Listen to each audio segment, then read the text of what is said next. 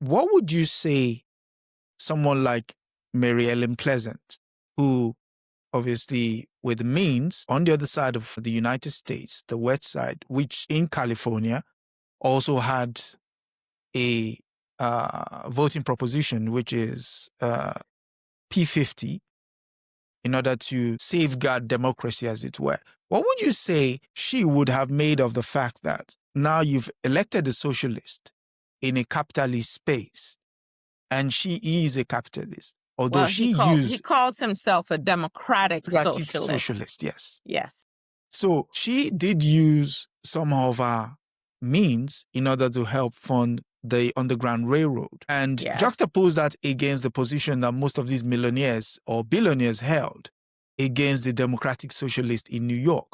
What would you think her point of resistance would have been in today's times? I think both her and Biddy Mason would have had something to say to that. And you see that from how they lived. Biddy Mason made a lot of money, and she pretty much gave away most of her money. She helped build schools, helped fund churches.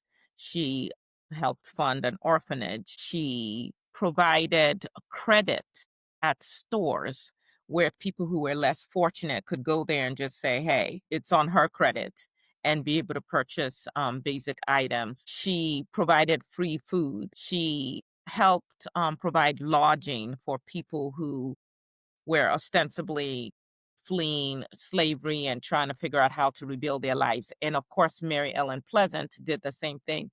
And I think what Mary Ellen Pleasant would say today is that she used capitalism strategically, that she saw wealth as a lever for liberation. Okay. That it's a tool that can be used and directed towards freeing other people. I think both Mary Ellen Pleasant and Biddy Mason certainly lived their lives that way. That the idea was not to just accumulate wealth and, what else is fancy out there that I can buy? Who can get the fanciest yacht, or who can get to space fastest, or whatever.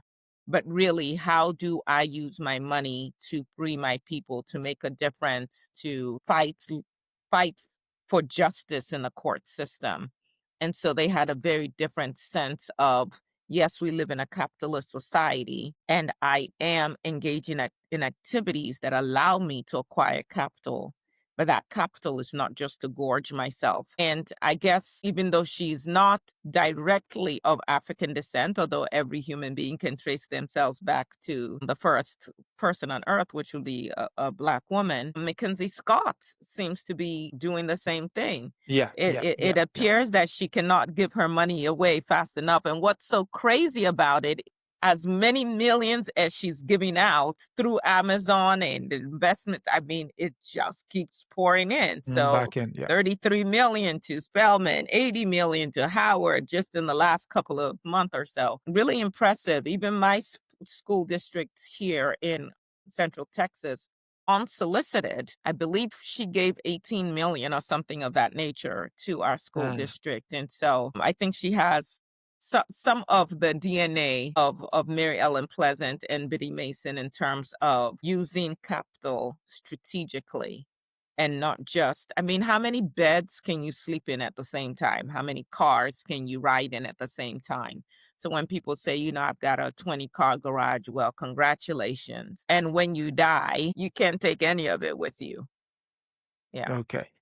So, And of course, Biddy Mason still had wealth when she died, although she didn't get a headstone for almost 100 years later. And we know that Mary Ellen Pleasant, through capitalism and the legal system, lost most of her wealth. So it's a good thing that she used as much of it as she chose to. She used it for good, because whatever she would have hoarded or accumulated just for herself, the capitalist system found a way to strip her of that, and she died a pauper as well. So you can't take it with you. You might as well use it to do good in the world.